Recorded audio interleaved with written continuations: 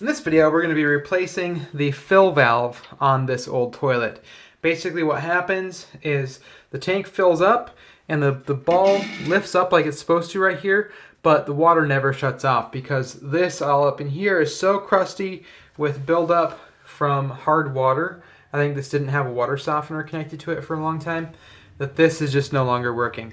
So we're going to replace that with a Fluid Master fill valve, and I'll link to this in the description. There's actually a few different options you can choose from, but this is definitely one of the most common and a very good float that will do the trick. So in order to make this happen, we have to first remove the old float assembly. So there's a nut underneath the bottom that we have to loosen and then pull this assembly out of here. So we need to soak up all the water that's inside of the back of the tank and then squeeze it over here into the sink or a bucket or something like that, because you need this to be empty before you remove the fill valve. Be sure to turn off the water before removing the water line to your toilet fill valve. In this case, it is a brass water line that we are going to be replacing with a braided stainless steel water line. Before we install the new fill valve, we have to get our gasket in position on the bottom. And it's actually two different gaskets in the same molding right here, so we have to separate them, which we might have to... Oh yeah, there we go, it pulls apart fine. This cone-shaped washer right here, or gasket, goes on the fill inlet line if you're going to use a metal or plastic line feeding in. So we're not going to be needing that.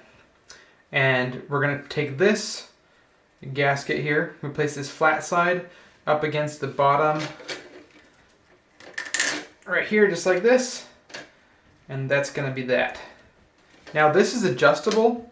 We can adjust the length of this by sliding this up and then twisting it or pushing it in and out.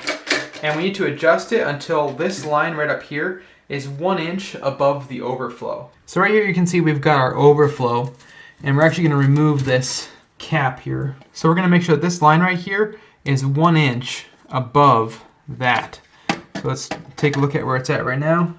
Definitely needs to move up a little bit. So I'll go ahead and crank this out just a little bit. Let's see if that's about right. And that should be about it. So this line right here needs to be 1 inch above there, and it looks like this height right there is about perfect. So we're going to lock that into position just by sliding this down, just like so. Now it can't move. Double check it. Yep, that looks good. Now we need to attach our refill tube right here on the side of our fill valve. And then on the opposite side of this, we have an angled adapter that's going to attach to the top of our overflow tube right there. Now we can trim this down, or we can just kind of rotate it until it has the correct angle, like that. And that should work fine. But if needed, we can trim this down as well, if you prefer that. Now we can attach the nut on the bottom of our fill valve, and that's going to seal everything up.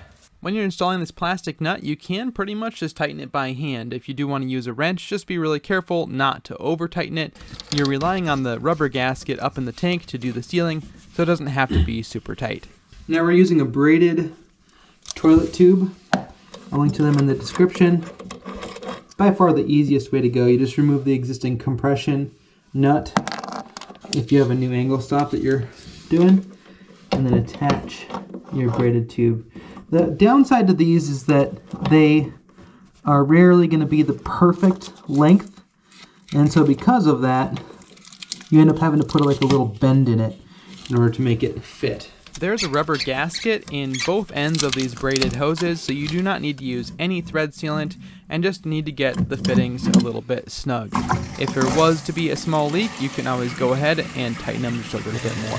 So you can see the refill tube is working great. I'm going to have to adjust our fill valve a little bit, our float, because right now the float is not shutting it off at the water line.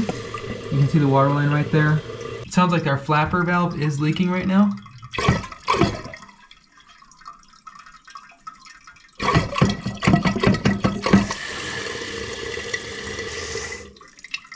So we might have to replace that flapper. So in order to make this shut off a little bit sooner, we're just going to squeeze this little metal piece right here and scoot this down just about that much, so that when it comes up, it shuts off a little bit closer to that water line that you want it to.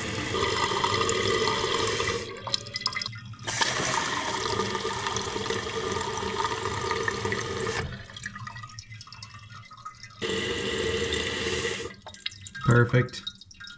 Except for the flapper leaks. I will throw a link in the description to a replacement toilet flapper, both the 2 and 3 inch sizes. I also have a video about that, so you can click on that video here on the screen right now. Otherwise, I'll try to link to it in the description as well. Thanks so much for watching, and we'll talk to you guys in the next one. See ya.